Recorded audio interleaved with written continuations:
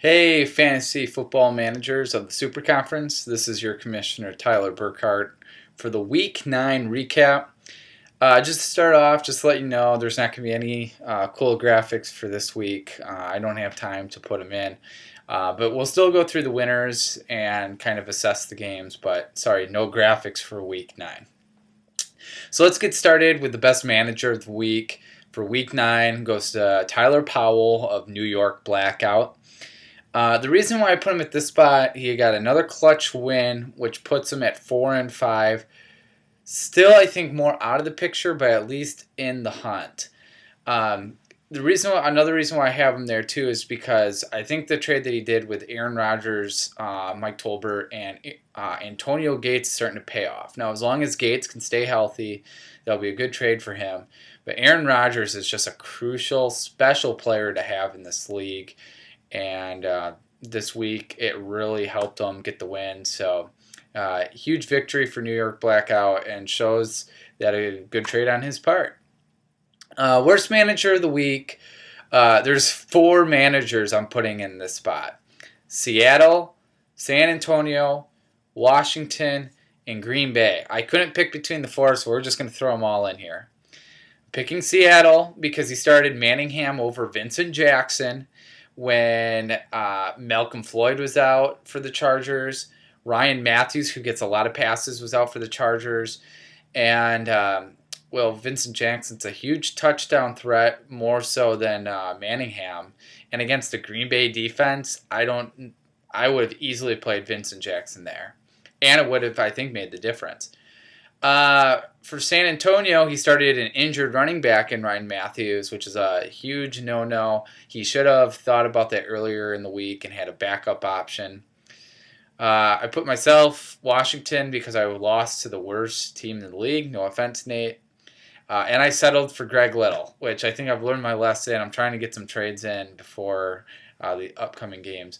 And then Green Bay because they made the trade and traded Aaron Rodgers. You know, I look at the players that he could have had against going up in this week in his matchup with San Fran, and he would have pulled out the victory if he didn't do the trade, I think. So I think that really hurt him, but you know, you could say coulda, woulda, shoulda, but I think when you have a player that special, shouldn't give him up. So those are the reasons why those are the 4 teams for worst manager of the week. Most valuable player has to be Julio Jones. We'll get to the special game in a second, but 28 fantasy points in his game back really looks like a special player, even potentially better than Roddy White, I think, coming in future weeks. So we'll have to see there, but that helped Kiln get a huge victory. So Julio Jones gets the most valuable player. Best matchup, hands down, was San Diego versus Kiln. Within 0.04 points. I think it's the best game we've ever seen in our 2-year history. And just to put that in perspective, what 0.04 points is, that's 1 passing yard. It's the difference of 1 passing yard. That's how incredible it is. So let's give both teams a ton of credit because they both put up a ton of points. I hate to give a loss to one of these 2 teams. I wish we could, no offense to Chris Pollock, but I wish we could take his win and give it to one of these teams. But that's not fantasy football. So, but both teams deserve a lot of credit. Great matchup. I was entertained. And then for the biggest upset, no doubt about it, LA over Washington. He got great production from Michael Bush because of the McFadden injury. And Ben Tate, of course, against a weak Cleveland team, got his carries. So he gets the win, and all of a sudden he's only 1 back of the lead, so you never know. So that will make that conference really interesting here as all teams currently have a losing record. So hopefully one of the teams will emerge as a victor and at least have a winning record going into the playoffs. All right, so let's take a look at the rankings. I'll say the rankings because we don't have the graphics, but there really haven't been many changes. 1, San Fran Frenzy. 2, Minnesota Bryans. 3, Kiln Legend. 4, I'm actually moving up the Seattle Sasquatches to the 4th spot. Even though he has a 4-5 record, look at his roster. That's all I have to say. 5, Washington Stimulus. 6, Green Bay Legends. 7, Cleveland Shamans. 8, Indianapolis Eyeball. And so I moved him up only a spot, and I know right now he would be in the playoffs. And he's had some emergence from Brandon Lloyd, but I mean, and Blount's back too, which is nice. But really, it's just an average, okay team, and I still like some of the other teams ahead of them. So I don't know. At this point, I don't think Indianapolis will get in, but you never know. 9, Oakland Velos. 10, moving up 4 spots, is the New York Blackout. 11, Portland Car Ramrod. 12, San Diego Whales. 13, San Antonio Toros. 14, Fargo and Bargo. 15, New York Yankees. And 16, LA Seismic Quakes. So let's look at Week 10. Week 10, the best matchup, I think, is Minnesota Bryans versus Seattle Sasquatches. I think this is the 3rd or 4th time now that Seattle's in a key matchup. And he's just playing teams that are in pivotal games. And all the opponents that when he plays them, they have great records. So another crucial matchup here, but both teams are projected to score over 100 points.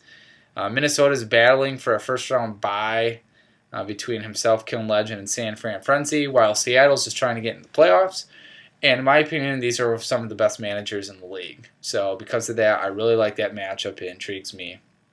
But I think the biggest upset this week will be Washington, which is myself, over San Fran. I've never put myself at this position or in this spot until this week. And the reason why I think that is because in fantasy football, first of all, it's really difficult to go like 12-1, especially if you're in a league with our depth. So I think San Fran is definitely due for a loss. He has both of his Pittsburgh players in the passing game playing against Cincinnati, which is really good against passing. And then both of his running backs are against tough road opponents. So I think, who they're playing, I think they're going to go down early, and so they'll have to pass the ball a lot in the second half, which doesn't equal as many fantasy points. Meanwhile, I got Mark Sanchez against New England. I think Jackson will have a big game against Arizona, and of course Forte. And most importantly, San Fran does not have Darren McFadden. For that reason, I think I can steal a win and get back to 6-4. Finally, the predictor winners were San Diego and Indianapolis, only getting 4 of 8. So they'll each get 5 FAB dollars. And then my final note, I noticed an interesting discussion about kickers. We settled this. I know Brian Kleinschmidt's just trying to push people's buttons, but no, we're not doing anything with kickers. If anything, I don't think we should have a kicker in our fantasy football league because they're always picked in the last round.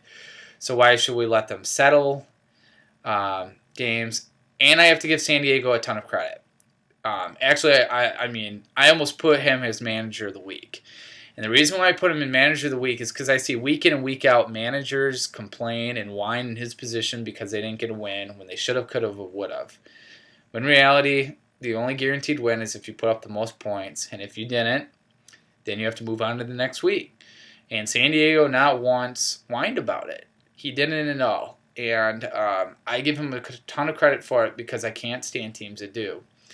So give him a ton of credit. Congratulations, Aaron Middlestad, for not whining about it. And because of it, I hope you take out your conference opponents and get to the playoffs because I definitely respect that. So hopefully we'll rest the kickers because I don't want to spend time debating about kickers in a fantasy football league. But otherwise, that ends the recap show for Week 9. We'll see what Week 10 has in store. Remember, games start Thursday, tomorrow, so make sure to update your lineups and predict who you think will win. This is your Commissioner Tyler Burkhart. Game on.